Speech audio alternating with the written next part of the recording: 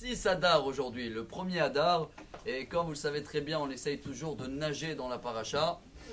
Nager parce que c'est les poissons, le signe du mois d'Adar. Et notre paracha, tout le début, parle que des vêtements. Des vêtements de Kohen, des vêtements de Kohen Gadol, tous les détails, la matière, le tissu, les dimensions. C'est vrai que c'est marqué dans la Torah. Ve'atem tiyu li mamlechet kohanim ve'goy kadosh. Chacun du peuple d'Israël doit être classe comme un Kohen dans la façon de s'habiller.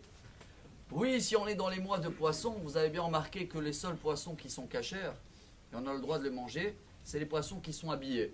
Ça veut dire qu'ils sont des écailles. C'est vrai que la Torah, Parashat Shemini, elle amène deux signes de cacheroute, les écailles et les nageoires. Mais la Gemara déjà, Choulin, elle dit non. Chaque poisson qui a des écailles, automatiquement il a des nageoires. Ce qui compte, c'est que le poisson sera habillé.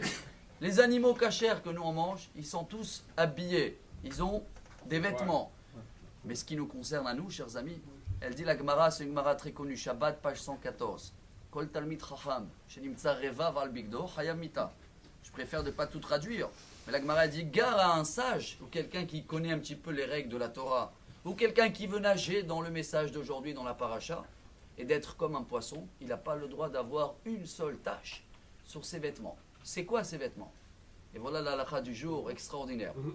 Le Kadosh Baruch Hu nous demande minimum 2 points de faire attention. Les vêtements, c'est vrai que c'est fait pour protéger de le froid, de le chaud, etc.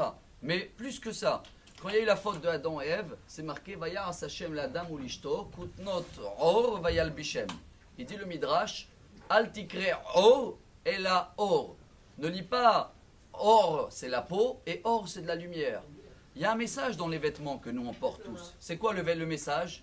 Un, chers amis, c'est la tsniout. Chacun de nous doit savoir que selon qu'on le regarde comment il s'habille, on sait est-ce qu'il est juif ou pas.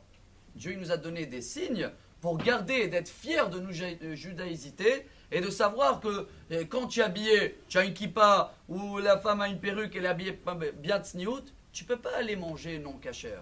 Donc ça protège pas que le corps, ça protège même l'âme spirituelle. Et c'est pour ça qu'il y a des détails, une seule chose de ne pas porter. Le lin et la laine, comme vous le savez très bien, et le Zohar HaKadosh explique que le lin et la laine représentent le premier meurtre qu'il y a eu dans le monde entier. Quand Caïn a tué Abel, Caïn il a amené du lin, Abel il a amené de la laine. Et comme ce mélange a fait un accident, ce mélange on ne peut jamais le porter. Les seuls qui le portent dans la paracha, c'est qui? Les Kohen, car c'est eux qui représentent la paix. Et bien à partir d'aujourd'hui, homme ou femme, on fait attention à notre vêtement, qui sera d'abord classe, et deux, qui ne sera pas influencé par la mode. C'est pas ça qui compte. La mode, elle change. Mais qu'on reconnaît, selon notre vêtement, qu'on fait partie du peuple juif, et dans ce cas-là, on va briller comme des Kohen et nager comme des poissons. Amen. Bonne journée. Amar Rabbi Elazar.